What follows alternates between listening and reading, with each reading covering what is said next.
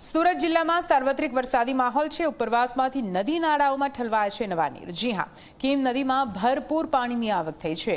ઓલપાડ, માંગરોળ, હાંસોડ તાલુકા માટે જીવાદોરી સમાન છે કીમ નદી અને કીમ નદીમાં પાણીનો પ્રવાહ વધતા આસપાસના ગ્રામીણ વિસ્તારોમાં પણ ખુશીની લાગણી જોવા મળી છે। દ્રશ્યો આપ જોઈ રહ્યા છો, જ્યાં ભરપૂર પાણીની આવક કીમ નદીમાં નોંધાઈ રહી છે। સુરત જિલ્લામાં સાર્વત્રિક વરસાદી માહોલ છે અને તેના કારણે કીમ નદી કઈ રીતે હાલ તો જળસ્તર સતત વધી રહ્યું છે।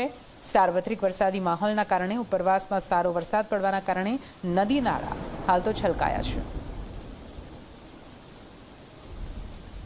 સુરત જિલ્લામાં છેલ્લા 4-5 દિવસથી ધોધમાર વરસાદ વરસી રહ્યો છે અને તેને જ લઈને સુરત જિલ્લામાં આવેલા જે નદી નાળા અને જળાશયોમાં ભરપૂર પાણીની આવક થઈ છે। ત્યારે હાલ જે ભરૂચના નેત્રંગ તાલુકામાંથી પસાર થઈને આવતી સુરત જિલ્લામાં જે કીમ નદી છે, આ કીમ નદી વિસ્તાર છે, જ્યાં વિસ્તારમાં ભરપૂર વરસાદ થવાના કારણે, ધોધમાર વરસાદ થવાના કારણે કીમ નદીમાં ભરપૂર પાણીની આવક થઈ છે।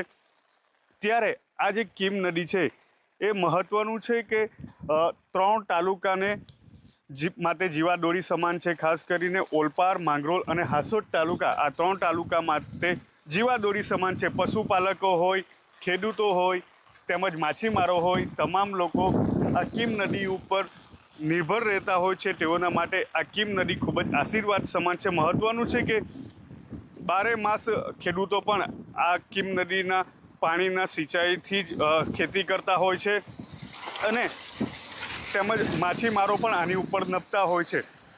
ત્યારે પશુપાલન પણ મુખ્યત્વે જો વ્યવસાય હોય તો પશુપાલન માટે પણ આ કીમ નદીનું પાણી જ ખૂબ જ મહત્વનું હોય છે। મહત્વનું છે કે જ્યારે કીમ નદી રૌદ્ર સ્વરૂપ ધારણ કરતી હોય છે ત્યારે કીમ નદી આસપાસના નદી કિનારે વિસ્તારમાં આવેલા ગામો માટે આફત પણ બની જતી હોય છે।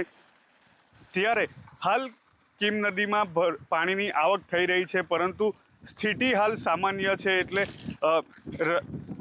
લોકોમાં એક હર્ષ અને ખુશીની લાગણી પણ છે। ખેડૂતો માટે આ આશીર્વાદ સમાન છે, પરંતુ જ્યારે વરસાદ વધુ વરસશે અને જો પૂર જેવી પરિસ્થિતિ જાય તો તે પ્રમાણે વહીવટી તંત્ર પણ તકેદારી રાખી રહ્યું છે અને કીમ નદીની જળ સપાટી પર સતત નજર રાખી રહ્યું છે। સંદીપ વસાવા, ઝી મીડિયા, કીમ, ઓલપાડ, સુરત।